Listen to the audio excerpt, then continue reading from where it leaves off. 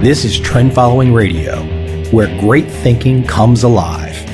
Nobel Prize winners, legendary traders, best-selling authors, and the pros that know what drive us irrational human beings. I am your host, MICHAEL COVEL.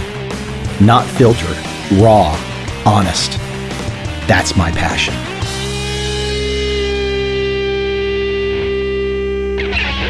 I love good stories of entrepreneurism. Good niche stories of entrepreneurism in the 2015 to 2016 era. How does one man go from nothing to something? One man that doesn't happen to have the prestigious Ivy League education. One man that perhaps doesn't have the silver spoon. Not that there is anything wrong with the silver spoon, and not that there is anything wrong with the Ivy League education. But when you have those things, sometimes you have a little bit of a head start, arguably. And that's a long philosophical debate. But you get my point. One guy is not expected to take on and slay the dragon. One guy is not expected, unless he has the quote training and the quote this and the quote that, to launch, to win. My guest today reminds me of myself in many ways. His subject area, entirely different than mine. He specializes in nerd fitness. His new book is called Level Up Your Life. Steve Kamb. Steve is not in the same space as I am, at least in terms of product or content. We are in the exact same space when it comes to being an entrepreneur in a niche. You can't get any more freaking niche than trend following trading. You can't get any more niche than nerd fitness. And while at first glance, you might think, Michael, how can you see your world, your entrepreneurial world of trading, how can you see it in alignment with Steve's world of nerd fitness? How can you not? We are in the age of Star Wars. My most liked picture ever on Facebook? A selfie with me and Steve Wozniak. Mark Zuckerberg will be the richest man in the world if he's not already. The guys at Google, this is nerds to the power of who knows what. I will always love any conversation that allows me to get into the entrepreneurial mind of one of my entrepreneurial brothers out there. And a topic like nerds, literally to put that into your business title, it's freaking brilliant. Star Wars just made $1 billion in what, 20 minutes? I lived in San Diego. I can't really say that I could tolerate Comic-Con very much, but my gosh, do people love this stuff. They absolutely they thrive off it. Steve Kamb gives us all an insight. Any of us out there that have to market and sell a product, a service, a fund. Steve is offering a little bit of a light on how to reach an audience. Reach an audience that everyone wants. Everyone wants the nerd audience. Whether you admit it or not, you want the freaking nerd audience because you know these are smart people that will spend money on things they love. I hope you enjoy this wide-ranging conversation with Steve Kamb, the author of Level Up Your Life.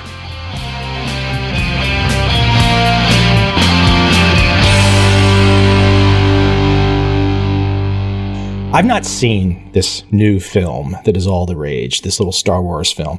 I have seen all the other ones, and I actually watched all the other ones on the plane recently. I saw the first one in the movie theater. I think I was 8 years old. Oh, wow. But back in the day, it wasn't as much a nerd thing as it is today. And you're talking to a guy who lived in San Diego recently for 4 years. So I saw Comic-Con and the whole thing. What the hell, for all of us out there, and I want to break this all apart today, 2015, how do you define a nerd today? I think the best definition I heard of what a nerd is came from Will Wheaton. He said, a nerd is not what you love, but how much you love it. I just thought that was so perfectly said, because anybody can be a nerd in any number of ways. You might be a video game nerd, a comic book nerd, sports stats nerd, a finance nerd, a med school nerd, whatever it may be. It's something that you love so much that you're so excited or passionate about that you dig into it on message boards, or you form a group around it. You love learning everything there is to know about what that subject is, even long after it's after you get past that 80 to 90% of information, is that final 10%, I think, is what makes people nerdy in some way. And, I use the term nerd very proudly when I say it with regards to nerd fitness. I think it's a group of people that are excited about certain aspects of their lives that probably aren't that popular, but it's who they are and what makes them who they are, really. And then, I kind of combine that with sound health and fitness advice and kind of personal development stuff to encourage people to not only improve their lives, but also keep the things that make them who they are. Well, let me tear this apart with you. So if we go back a couple decades, the word nerd, I mean, there were several movies, The Revenge of the Nerds, whatever it was. Nerd was not a term that was endearing. It was frankly a pejorative. But there's been a little shift in the last couple decades. And so, I randomly bumped into and met Steve Wozniak in Saigon Airport. You can look at the guys at Google. You can look at Zuckerberg. You can look at Bill Gates, Paul Allen. Nerd has gone from, something that was bad, a pejorative, to the most successful, arguably, the most successful people of the last 10, 20, 30 years have been nerds, flat out. And I wonder if there is still, from a nerd perspective, is there still a feeling of kind of like we're not respected?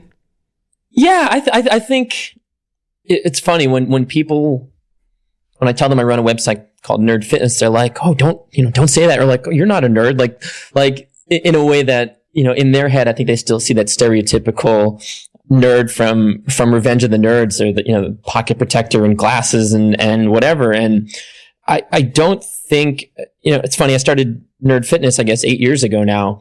And when I started it, it wasn't because I was like, oh, this, nerds are in now. I started it because that's who I associated with. And I think that was the group of people that I wanted to help the most. I think they were underserved, and it was the people that, spoke my language, and I wanted to help them. A big part of Nerd Fitness, I think, is kind of rebelling against that nerdy stereotype. And I think you hit the nail on the head, Michael, when you said, like the nerds have become, thanks to guys like Zuckerberg and Steve Allen, Woz, Elon Musk, et cetera. Like those are the people that are kind of running the world now. Nerd has kind of made this, I don't want to say resurgence, but almost like, it's become more accepted to be a nerd and just, see the success of Star Wars these days, Star Wars and the Marvel movies. But I still think there's that underlying current of, these are the people that probably struggled to make friends in grade school and high school and never got a fair shake in the social scene, and their activities, be it Dungeons and Dragons or anything else, left them kind of on the sidelines. Even though nerds are now kind of in, I think there's still an aspect of that, they're trying to fight back against what those stereotypes were and making sure they do get that fair shake and say like, hey, look, we're people too. And yeah, we do love these other things, but that doesn't mean, we're not people like everybody else. We haven't talked before, but I can guess. And like I said, having lived in San Diego and seen Comic-Con and knowing quite a few programmers, I'm 47. I can go out to the track with most programmers and beat them in a sprint by a long shot.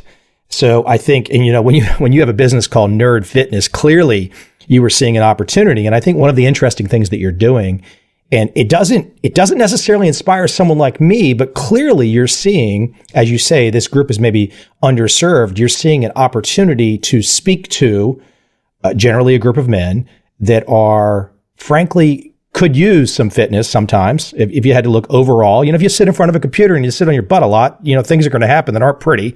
why don't you talk about the idea of how you decided, even though you were a self-described nerd, I mean, maybe you want to talk about your weight fluctuations, because if you were a self-described nerd, you're pretty in shape now. I'm guessing, did you come from an out of shape perspective? Talk about the idea of serving this niche. It's a pretty large niche, but I mean, there is a real issue of fitness for guys that are in front of computers and guys that are coding.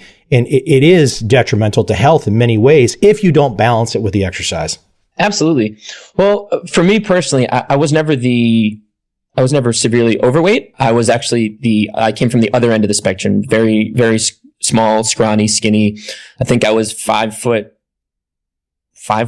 maybe, until I was a junior in high school. And then I finally, was on year 3 of braces, round 2 of Accutane before puberty finally kicked in and I grew a few inches. But, I'd always been the scrawny, weak person my entire life. It wasn't until after college that I finally kind of cracked the code of, if I eat properly and combine it with a basic strength training routine, I'm going to see much better transformation for myself physically, and as a result, also transformation mentally when it came to self-confidence. And I thought to myself, geez, if it took me years to I had been trying to exercise for many years prior to that and had no success. I was like, man, if it took me years to find kind of this path that actually works, there have to be other people out there like myself that are struggling with similar things, maybe not being underweight, but if they're overweight, the entire online fitness industry primarily is people pushing supplements and super secret workout plans designed by scientists and all these things that are like very predatory, just very shady. And I couldn't find a place that just gave me factual, helpful information in a way that spoke to me. As somebody that had grown up playing a significant number of video games and to this day still spend quite a bit of time playing games, I just thought to myself, like, in a game, you start as this weak character that levels up and gets stronger and bigger and faster and gets to go kill dragons. Like, why don't we start looking at life from that perspective? And what if we are the character and we're not just going to the gym, we're going on a mission, and we're not going for a run, we're trying to increase our stamina attributes. I thought that was just a fun way for me to look at it. And I'm fortunate that I was too naive to realize how oversaturated and crowded the online fitness industry was, that I just wanted to jump in and start writing and helping people in the only way that I knew how. And that was with video game references, Star Wars comic references, and combining those things with no nonsense fitness information for beginners that had probably been burned by supplements from things like, Shake Weight and Ab Coaster and all these other ridiculous things that people purchase in hopes of getting fit. I wanted Nerd Fitness to be a place that they could go to and get that information. There's no ads on Nerd Fitness. We don't promote supplements. We say you don't even need a gym membership. What you need is, a sound strategy and understanding of how to build proper habits. Nerd Fitness, I wanted it to become the home for those people. When you said primarily men, Nerd Fitness is actually, I think we have more, I think we're probably about 60% female, 40% male in our community. But it does, as you said, it's made up of people from probably a desk job that are trying to get in shape for their first time. And then maybe they had their first kid. They went to a doctor and had a scare. Maybe they're, some health issue with their parents that made them rethink some things. They have no place to turn. Going to a gym scares them. Going online is really overwhelming. And hopefully they stumble across Nerd Fitness and say, like, I get to talk about Harry Potter and how to run better, or I get to talk about eating healthier and debate Star Trek versus Star Wars. Like, this is my new home, and I feel like I can trust these people and get support from them in a way that speaks to me. Did you ever have any fear about pigeonholing yourself or saying, you know what, I'm taking this niche. I'm going to maybe not appeal to a certain segment, but clearly when you look at the Star Wars success right now, the segment that you want to appeal to is very large, but it's still a niche. Did you ever have any thoughts of like, wow, I don't know if I want to be this narrow on one particular group? Because the way that you're marketing, the way you're talking to a particular audience, a lot of people not interested in these types of things will just tune out. But you've basically said, I don't care because I'm comfortable with this segment. Am I reading you right? Yeah, absolutely right. I realized in the past, let's say 5 years or so, specifically thanks to Disney purchasing both Marvel and Star Wars and the success of the Avengers and the superhero characters getting in great shape. Like, this idea of nerds getting fit is almost makes sense now. But 8 years ago when I started it, nothing else like this really existed as far as I could find. I literally Googled nerd and fitness and nothing showed up. So I bought nerdfitness.com is how I started. I initially actually was very excited about only speaking to this group of people. And we still get plenty of emails to this day. Some people are like, hey, love the fitness advice, but you need to tone down the nerd references. Or, hey, I purchased the Nerd Fitness Academy and I love the workouts, but I don't want to create a character and level up and complete quests and missions. Can you take those things out or create an option for people that don't have those things? And to those people, I politely say, like, no, sorry, this is who we are and this is what we stand for. And you actually have a page on the site called The Rules of the Rebellion being the name of our community, paying homage to the Star Wars, Rebel Alliance and Star Wars. And it's 10 things that we stand for. And I let people know, like, hey, if you line up with these 10 things, great, we'd love to have you. If you don't, then that's okay too. There might be another community out there for you. And we'll still get plenty of emails from people saying, like, I love the advice, but I'm not a nerd. I'm going to keep reading anyway. And it's like, okay, that's cool. And then other people that, I think the people that truly need nerd fitness are the people that get so excited to be part of something that isn't for everybody. I remember hearing somewhere is, if you try to make something for everybody, you're going to appeal to nobody. If nerd fitness was just watered down health and fitness advice without offending certain people or without alienating non-nerds, I don't think it would have been able to grow the way that it has. We have really passionate members of our community. We have this thing called Camp Nerd Fitness where I officiated a nerd fitness wedding at this past fall. I know of at least 2 or 3 people that have the Nerd Fitness logo tattooed on them because they're so excited about being part of the rebellion. And it's something that we all say, like, we are part of it. No, I started Nerd Fitness, but I feel like I am just a small part of this kind of cool community. And we let people know if it's not for you, it's not for you. But if you decide that it is, we welcome you with open arms. So life is meant to be lived on your own terms. I think that's where you're going right now. I relate to this. I relate to, as I'm going through your work, I relate to many of the things that you talk about, this getting up, leaving a particular environment, going on the adventure. I've done many of these things. I mean, a few years ago, I was living in San Diego. Now I pretty much spend most of my time in Southeast Asia.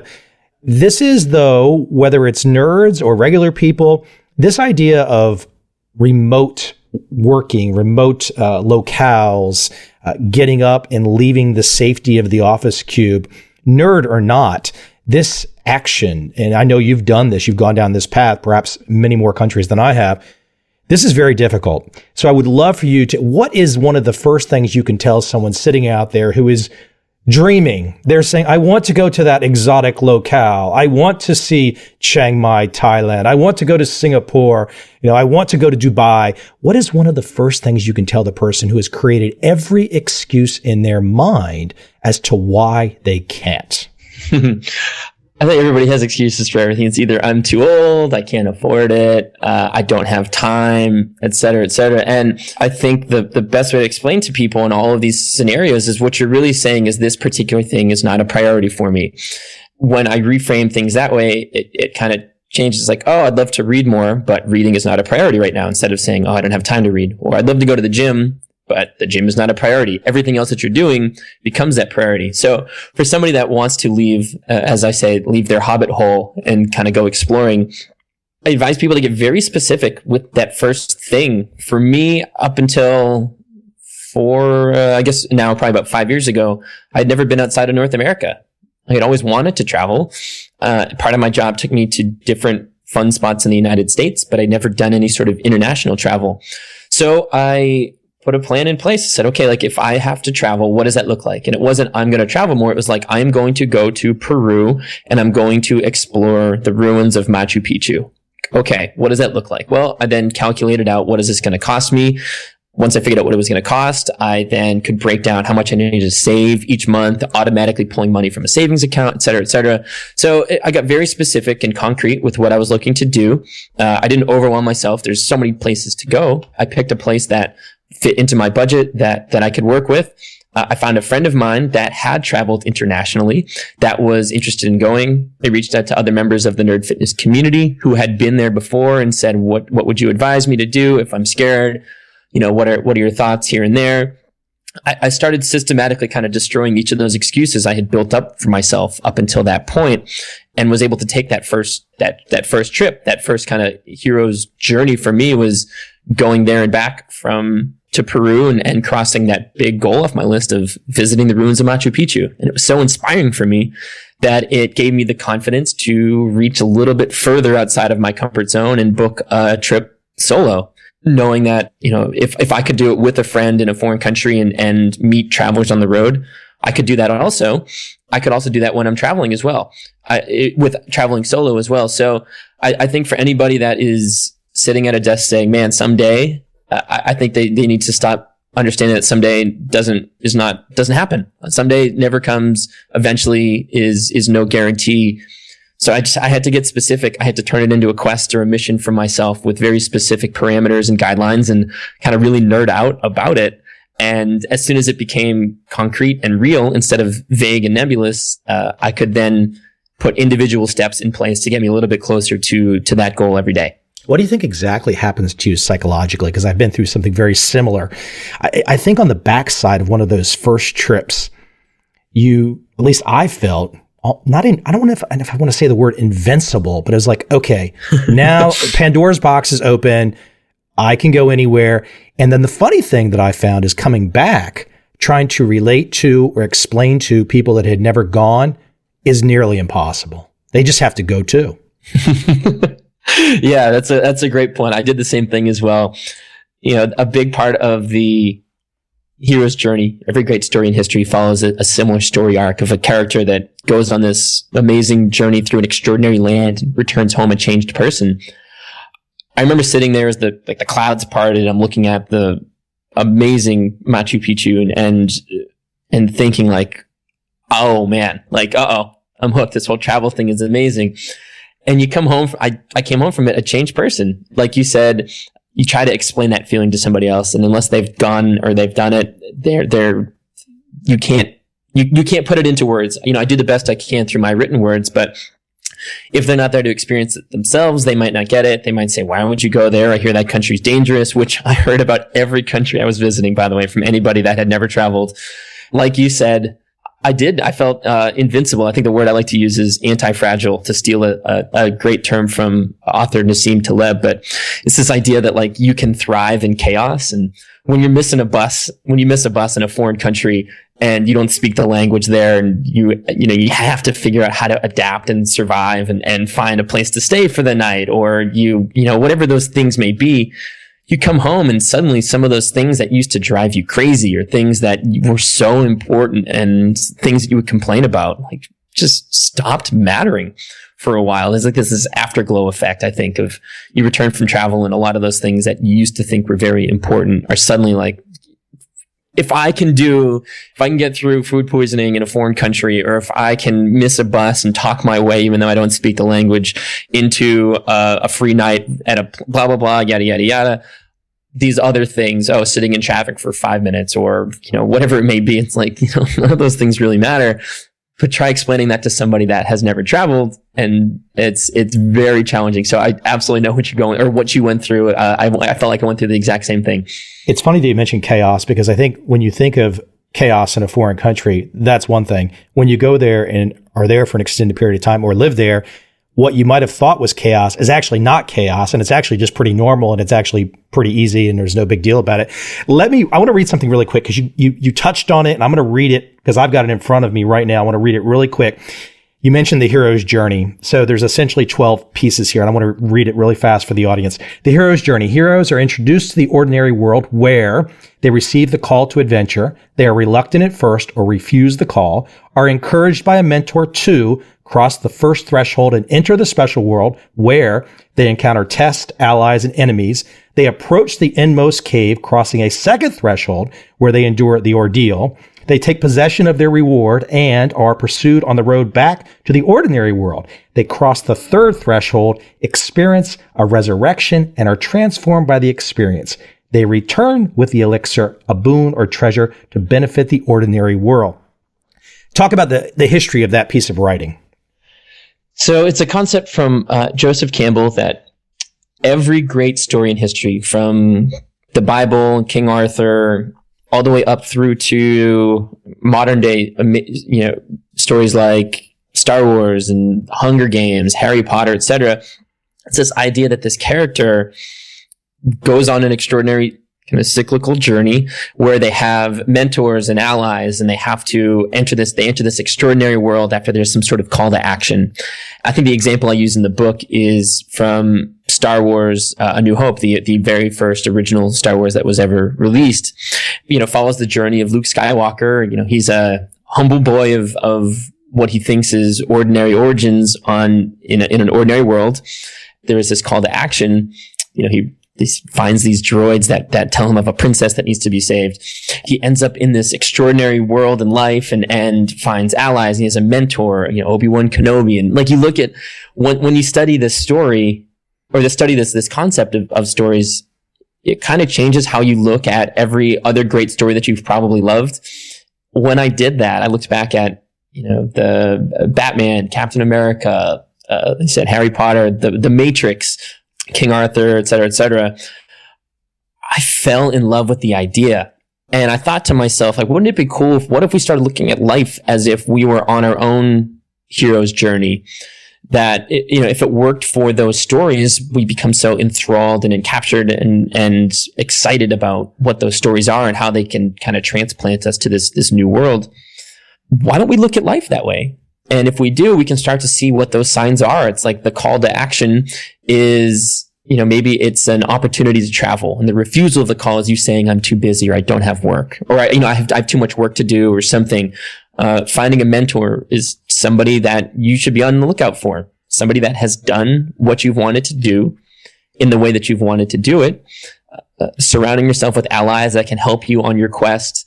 What your missions and quests are on that journey. And then when you return home, what does that look like? And I love the idea that the hero's journey is cyclical. It's a circle, and it's something that you go out and you come back on.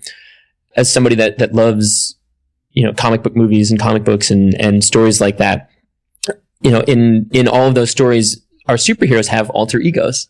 Clark Kent is, Superman and Clark Kent. Indiana Jones is an archaeology professor when he's not out traveling around the world.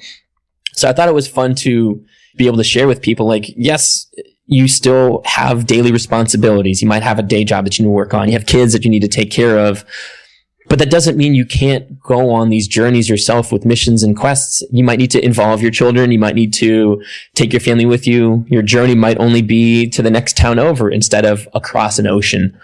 But when you look at life through this lens, you can start to kind of pick apart what these things are. And if you're in a bad spot in your life right now, it's simply you're on step one of this hero's journey that's coming ahead of you. And I just found that I loved the idea of being able to share this concept with the reader, and also share a bunch of stories throughout this book I'd written of people from all walks of life, men, women, young, old, married, divorced, kids, no kids, that have turned their lives into epic kind of journeys and adventures, and done so in very different ways, with either no money spent or little money spent, involving their kids and things like that. It's just a very fun way I found to reframe my life and how I look at each day, how I look at the missions and quests that I'm on personally.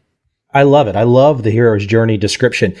And as I was reading it to you, and I was thinking to myself, if the people in my life are not realistically going down that journey, they might be in the early steps, they might be in the latter steps, but if they're not going down that path, I get bored.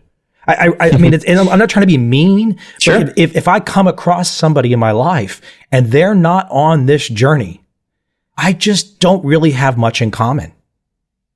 Yeah, it's tough. I mean, it's when you think about it from any other perspective, like in a movie, or I'm sorry, let's say in video game terms, if you're playing a game with other people, like, you want to be on the best team possible, surrounded by people that make you better, that allow you to explore further and kill bigger bad guys or whatever it may be. And in life, unless you're surrounded by people that improve and enrich and support and push you, it's very easy to be dragged back down. Like, I started playing the violin when I started writing this book, and I had a few people say, like, like, what are you doing? You know, like, who just picks up the violin at age 30 and starts to play? Like, who does that? I'm like, well, lots of people do. And I wanted to be surrounded by other people doing important things, which is actually a big part of the reason why I recently relocated myself to New York City. It's kind of a journey I'm on at the moment. I wanted to surround myself with other people trying to build big things and make changes. I heard a quote once. It was like, you are the average of the 5 people you associate the most with. I thought, I was like, man, you know, that's really important, especially for members of my community in nerd fitness. First of all, if you're a nerd, you might be ostracized from, you know, what's popular due to the things that you love. But then if you're interested in getting fit, you might be further ostracized from your group of nerdy friends because they just want you to play video games and eat pizza. You're like the only person in your group of friends that is interested in getting fit and still loving the nerdy things about you. It's important to find other allies. They might be online. They might be in a message board community. They might be friends that you call. They might be people you Skype with, whatever it may be. But it's important to surround yourself with people that are challenging you and hoping to make you better. That's how the plot is going to advance. Do you draw a hardcore conclusion about somebody? Here you are. You want to start a new skill set, violin. Do you draw an immediate conclusion about the person? Because I don't know who the people are. Maybe they're your best friends, maybe family, maybe strangers, maybe people in your community. The person that says, why are you doing that? It says so much about that person. You know, it's almost like it's almost a filter of like, oh, okay, why should I start to learn how to violin? That's all you have to say to me? Wow, do I have to talk to you anytime again soon? Or are we done? Sure. And, you know, I try not to completely just draw drastic. However, I think I've also had to, you know, remind people in our community too, like when people, one, you don't want to be the know-it-all that's telling everybody else how to live their lives, but you have to remember that we're all on this journey at different points to it. And some people might be at that refusal of the call point where, you know, they've told by their doctor they want to get in shape and they refuse. And they say like, whatever, I'm just not going to deal with that. You can't tell that person what they need to do. And they might not be ready to hear it now, but 6 months from now, they might flip a switch and say like, okay, like I'm now ready. But until that point, you know, it's tough to constantly be around those people. So I try to minimize the time with people that are negative. And, you know, I've no problem with people asking why the violin if they do it in an inquisitive, curious, you know, interested way instead of like the dismissive type instruction. But it's funny. I got the dismissive response from a number of people for quite a few decisions I've made over the past 5 or 6 years that have all been linked to growth and improvement and this journey that I've kind of put myself down. And haters are going to hate, right? Haters are going to hate, right? Haters are going to hate. You got it. Okay. So let's take this a step back also. You're a self-taught guy. So all these different things that you're passing along to people, whether it's nutrition, health, exercise, weightlifting, travel, you're a self-taught guy. I relate to that. I'm a self-taught guy too. And I mean, I've had mentors along the way, but ultimately I think sometimes people want to see a 3-letter score behind your name or multiple 3-letter scores behind your name. And somehow or another that equates to, I don't know what it equates to, because the numbers of people that go and get college degrees that then sit in an office cube for the rest of their life and never do anything are immense. And I think one of the things that maybe you, given your age and your last 10 years of experience, I would love for you to talk about the notion of getting out of school and some of those initial decisions that people make, because that's one of the greatest times to go take the adventure. I mean, you really face a choice when you get out of school at 22, 23, generally. Am I going to go on an adventure? Am I going to do what my parents have told me to do? Or am I going to do what's deep in my gut and give it a shot? It's funny. And what you just mentioned, generally the only people that care that I don't have a PhD in exercise physics, or, you know, they're like, oh, you're not a certified person or whatever. The only people that complain about those things are either other personal trainers or people that have spent the $250,000 to put themselves through those other schools and are struggling to turn a corner. So for me on Nerd Fitness, it was important for me to tell people like, look, I'm not an expert. And now I'm self-taught. I've been dedicating my life to this for almost a decade now. But I tell people I'm not an expert. You know, I'm a student first and foremost. I'm always learning. I spend all day learning, but I'm like you. I am somebody that loves to play games and sit on a couch and more comfortable at home and less comfortable traveling. But I'm that was before. You've changed now. I have a feeling that travel changed you. It did. But I was like reluctantly kind of, I needed that little nudge out the door to get me started. And yeah, so anyways, to your point, I got my college degree was in economics. Both my parents were in sales, so I figured that's what I should do. I took a job in San Diego, lived right by the beach. I got paid relatively well. I had a company car, got a chance to exercise and go surfing whenever I had the opportunity to do so. And I very quickly learned after a year or two that, about a year and a half actually, that I was miserable, that making all of this money paled in comparison to the absolute dread I felt on a Monday morning, waking up, going to something that I wasn't good at, that I was mismatched for, that I was terrible at. It then started to leak into like, oh, my Sunday started to get ruined because I started spending all Sunday thinking about what I had to do the next morning. And I thought like, geez, if I'm supposed to do this for 40, 45 more years, like there's no way. Yeah, you can jump off the bridge already, huh? That big bridge going over to Coronado Island, you can just jump right off, right? Yeah, so I lived right in Pacific Beach and spent far too many evenings out drinking with my brother, trying to forget the crappy work day I had, escaping into another video game that, allowed me a brief reprieve from this life I was living. And sure enough, most people told me things like, oh, in this economy, must be nice to have a job. And what are you complaining about? Or it's, oh, entitled millennial, blah, blah, blah, yada, yada, yada. I just knew I was mismatched. I'm fortunate that I was so horribly mismatched for what I was doing that I needed to make a drastic change, and actually ended up moving to Atlanta, took a job for half of the money that I was making before, but I went to work for a company that I loved. It was a company that I was excited about. And I was like, I don't care if you need a janitor or if you need whatever it may be for this, I will take that job because I'm excited about this. It was a company that created and promoted floating music festivals. And, as a guy that said, started playing the violin, I've been playing piano since I was a little kid. I love music. So I went to work for them for half of the price. Loved it. I had to drastically alter how I was spending my money, but I loved Mondays. I woke up and I was excited. And while working for them, finally worked up the courage to start writing articles on this pet side project I had purchased called Nerd Fitness. Spent my days working the day job, my nights building this website. Eventually got to the point where Nerd Fitness became the full-time gig. But, I've talked at universities and spoke with people that have asked me questions. And the first thing I tell them is like, don't chase the money. If you get hooked on living on $100,000 a year, but you're miserable, you need to keep that job to keep buying the things you don't need to impress people you don't like. Like it's this vicious cycle that you get trapped in. Next thing you know, you're 60 and, as the top regrets of the dying, as I point out in the book, the number one was like, I wish I'd lived a life true to myself and not what others had thought of me. I got into sales. My parents, they never told me to go into sales, but I did because I thought it would make them happy. I'm sure there are plenty of other people that have gone into positions because they thought it was quote unquote the right thing to do, because they thought they were supposed to follow in somebody else's footsteps, and they get trapped in going down this path. When in reality, just out of college, that's the best time to try something, to build a website, to go travel, to live on a friend's couch, to learn to live with very little and find out what drives you, and I don't love the advice of just follow your passion and build it, because I think that passion has to also overlap with a service or a good that improves somebody else's life.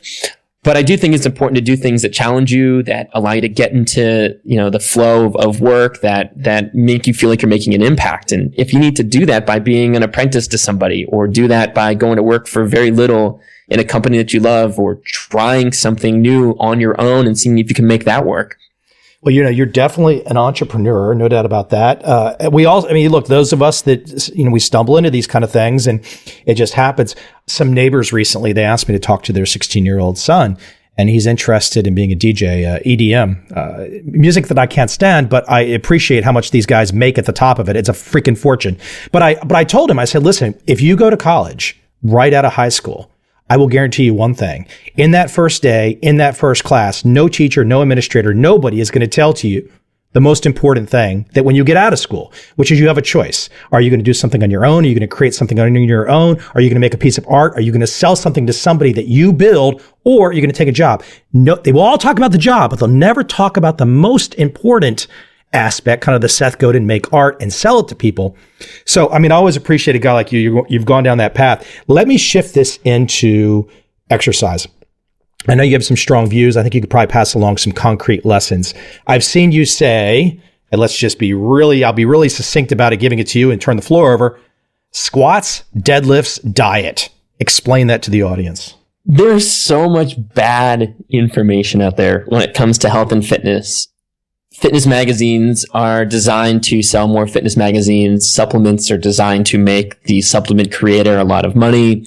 Ab products are designed to get you thinking that, all you need is this one thing to banish belly fat and all this stuff. And it's such crap. It's garbage. What it comes down to is this. Your diet is 80 to 90% of the battle. And I literally spent 6 years, trying to get strong in end of high school and through 4 years of college, following reading muscle and fitness magazines and trying to do like bodybuilding workouts, and had no success. And it was because hey, those magazines, you got to look for the fine print where they say Deanna Ball. Yeah. Right. Exactly. Yeah. All those guys promoting the weight loss, whatever, those guys are all on steroids and have been training for 30 years and probably would never touch the supplement they're selling at the moment. So anyways, it took me 6 years of failing in the gym to finally learn that nutrition is 80 to 90% of the battle. Once I cracked that code, I had more success in 30 days than I had in the previous 6 years. And when people come to me, whether they're trying to build muscle or lose weight, if they have a lot of weight to lose or a little bit of weight to lose, I always say is exercise is, that final 10% of the puzzle. The first 80 to 90% is going to be nutrition and how you fuel your body. And then when the exercise, I tell people like, oh, if you don't like exercise, then you clearly haven't found the type of exercise that you love. And we encourage people to find things that they get excited about. It might be strength training, and you don't know until you've tried it and get addicted to the idea of picking up more things this week than you could the week before.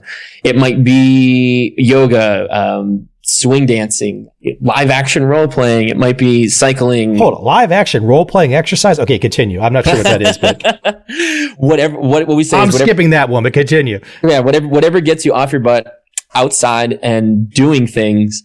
I'm a big fan of, because what I have found that when people exercise and they understand how important nutrition is, they are more likely to make healthy nutrition choices when exercise becomes part. And for somebody that doesn't love exercise, it's doing exercise that doesn't feel like exercise. It might be going for a walk. It might be playing ultimate frisbee, whatever it may be, finding a fun activity that gets you moving. And the final, kind of the third piece of the puzzle, that the third, I guess, triangle here is strength training makes every aspect of your life better. From picking your kids up to grabbing groceries to doing any of those fun activities. When you get strong and combine it with a nutrition plan that works for you, if it's losing weight or building muscle, when you get strong, it makes every other aspect of your life more enjoyable. You're safer, you're stronger, you're healthier. Most people, when they think like strength training, it's like, oh, I'm going to go to the gym and today is like left bicep day and tomorrow I'm going to do calf day. And then the next day is like isolated chest press day. I did all that stupid shit at 16 and 17. I did too. And it's such a waste. I don't want to say a waste of time, but it's a very inefficient use of your time. The thing that I found, and again, after 6 years of doing these isolation exercises, is that our bodies never operate in isolation. You are never only using your chest, or you're only using your arms. It's like when you pick something up, you're using your entire body, your core, your legs, your back. When you are doing when you are pushing off of something or climbing something, you're using nearly every muscle group in your body. So why train in isolation? Like if you train your arms and chest separately, your body has no idea how to operate those two things together. And then when it comes to a real world situation, that's when things start to break down. So we encourage people to learn very basic, but learn the compound movements like a squat, a deadlift, a pull-up, push-up. You get really strong at squats and deadlifts and do them properly and get really good at doing push-ups and pull-ups, do those 4 things and combine it with a healthy diet, you will be in better shape than 99% of people that go to a gym and do isolation are there more often. You know, I'm very proud of how I've been able to transform over the past few years. I go to the gym 4 days a week for about 45 minutes, and that's it. I'm in and out. My exercise routines are very basic. It's squats and deadlifts, push-ups, pull-ups, dips, and like body weight rows. You know, maybe an overhead press with a barbell. But other than that, that's it. I'm in and out of there, so I can get back to playing the violin or playing. So but hey, that squatting, you're not telling people the downside of squatting. So all those $200 pair of skinny boy Italian jeans in the closet, those things are gone once you start squatting. You're not going to be able to buy jeans anymore. I've had this problem for most of my life. It's just over. Yeah, nothing. Honestly, if I had to do, I think 2 exercises for the rest of my life, it would probably be a squat and a pull-up. Like a squat, okay, maybe squat, pull-up, and push-up. Do those 3 things for the rest of your life, every other day, and you're going to be in better shape than 99.5% of the planet. Are you a kettlebell fan? I do occasionally use kettlebells. At the moment, I'm working on a few quests of my own that relate to gymnastics. So I actually bring gymnastic rings with me to the gym and hang those up. And most of my upper body routine comes from doing dips and pull-ups and muscle-ups and some gymnastic holds on rings. And then lower body is all squats and deadlifts. I bought a stationary dip rack when I was 14. It's still in my house somewhere here in Virginia. Hey, let me talk about, I'm going to flip it to something slightly different as we wind down. Flying. So you're talking to a guy that has to fly a lot. And anybody that's sitting out there right now that's imagining, you know what? I'm finally going to get off my rear. I'm going to go to Tokyo for the first time. I'm going to go to, London for the first time, whatever. But flying, it's interesting. And I don't know that there's any one particular hack. So I'm curious about a couple things from your perspective about flying. First, any jet lag advice, number 1. And number 2, how do you go about selecting your flights? You're talking to a guy I prefer, and I've not gone below this, and I'm not being cocky or being arrogant or anything, but I sure as hell am not flying over 10 hours in economy. So talk to me about any jet lag lessons you might pass along, and talk about the idea of how you book your flights and any ideas of the best way to go about that. Sure.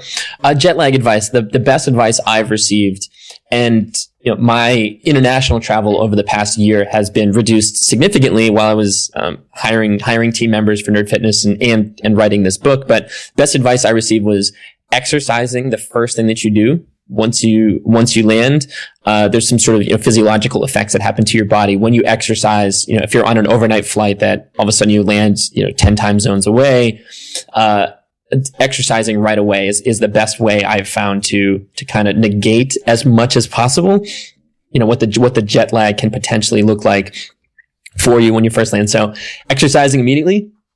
It might be something as simple as, push-ups and squats and pull-ups, which is my go-to workout routine while I'm traveling. Like I find a park or something to hang from, and I'm like, okay, here's my gym for the day. It might be a bus stop overhang or a tree branch in the middle of a park and whatever it may be. But exercising it right away, I've found really helps as far as negating jet lag. And then as far as flights picking, I tend to pay cash for domestic flights to build up a plethora of frequent flyer miles. And then I do the same thing as well. When I travel internationally, I try to book either business class or first class, but I almost always do it with points. I traveled around the world for 2011, and it cost me $416 as far as my flights went. I made 16 stops and flew 35,000 miles, but I did it all with airline points that I had acquired through some lucrative, paying off every credit card in full, but racking up some significant miles through bonuses and things of that nature, which I talk about a little bit in the book. But I've found that, just buying the cheapest ticket on a 12 hour flight when you're traveling internationally ruins pretty much the first day, maybe 2 days after you land. So for that reason, and due to the fact that, it's often only twice as many points, even though cash wise, it might be 5 times as much to pay cash. You can use points to fly business or first class on those big flights when you can sleep and eat a good meal and get up and move around. it saves you probably one day on either end of your trip. When I go internationally, I have a bank of frequent flyer miles that I use to book, for business class or first class, knowing which airlines I can use to kind of leverage which points I have and which alliance they're a part of, so that I can land rested and refreshed and then get a quick workout in and hit the ground running instead of being knocked out of commission for, a day or two, which is what happens to most people. One last thing, and I want to circle back. You talked diet. You said you're a huge fan of the paleo diet. Yes. For the audience out there not familiar, and this is right into, I guess, Tim Ferriss has been one of the leading proponents of this over the years. Why don't you talk about the paleo diet and give people a broad overview? Sure. So I like to say I subscribe to the paleo-ish diet. I think of the paleo diet as more of like a mental model, almost like a model for a framework for how, what my relationship with food is. And it's this idea that we've existed as a species for however untold thousands of years. And during that time, we mostly existed as hunter-gatherers. We would go hunt for meat, and we would gather vegetables and fruits and things like that we found in our travels. And it wasn't until, I guess, about 10,000 years ago that the agricultural revolution kicked in, and we started growing plants and farming and things like that. And as a result of that, we started to process and eat more things like grains and dairy. So the idea of the paleo diet is only eat foods that a caveman would have consumed, specifically vegetables, meat, fruit, and nuts. Meat includes fish and fowl and things of that nature. And it tells you to remove consumption of grains, and it removes consumption of dairy by and large.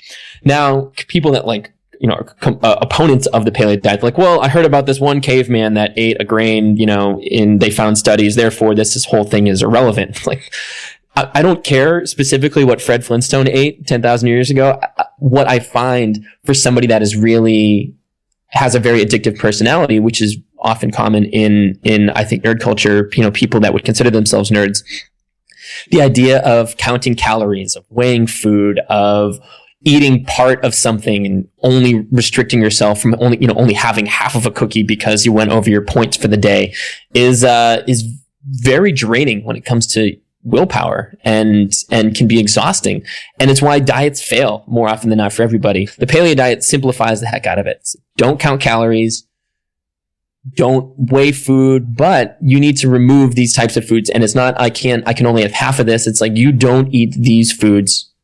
That's now not what you do. So it eliminates pasta, bread, all of these things, the marketing engines have promoted as healthy whole grains. Like, those things are what's expanding our waistline. It's sugar and processed grains and high calorie, low nutrient, very energy inefficient foods, and instead replaces it with fulfilling, satiating foods like, high quality meat and vegetables and things like that. What I've found is, instead of going all in on the paleo diet personally, I've found a balance that works for me. It's the paleo diet, plus I eat some rice and oats to help build muscle for me, which is the path I'm on. For other people, it might be 100% strict paleo diet. I have a member of Team Nerd Fitness who has a disease called Hashimoto's disease, and doctors were dumbfounded until she switched to a paleo diet and discovered that there were all sorts of foods she was consuming that were wreaking havoc on her system. So now, by following this diet, she's been able to largely negate those issues. So for anybody listening, keep it simple. Eat mostly vegetables, have a protein source on the plate, and healthy fats. Cut out sugar, liquid calories, minimize consumption of grains and dairy whenever possible. Think about your relationship with food. You're not, it's finding a balance that works for you. I find that if I eat really well 80 to 90% of the time, the other 10% of the time, I can eat a slice of pizza and drink beer and watch football with friends or play video games with friends, and then get right back on track the next day and still reach my goals. The book, Level Up Your Life, will be available late January? January 12th. Where all books are sold, I guess. I'm not quite sure exactly which bookstores. Come on, it's Amazon. I don't know. People aren't buying from me. I don't know where else you buy except Amazon. Amazon, right. Amazon.com. Steve, where's the best place that people can go to find out more about you and your world? Sure. Well, I hang out mostly on nerdfitness.com. You can learn more about the book and actually create your own character and start tracking your own quests and missions, complete with experience points and leveling up at levelupyourlife.com or nerdfitness.com. But those are the two spots. You can sign up for the free email list and hang out there. And then I'm also on Twitter at Steve Kamb, and I post various random interesting tidbits, useless information, or things about health and fitness that I think would be important. Steve, thanks for taking the time today. Thank you so much for the opportunity.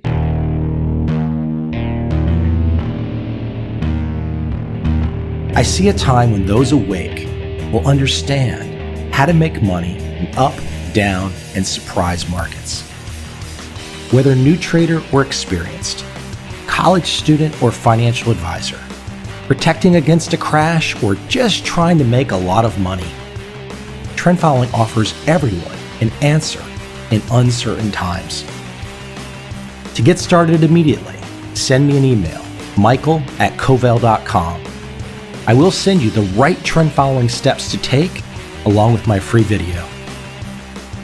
But if you want to buy and hold, trust the government and trust Wall Street, this is absolutely not for you.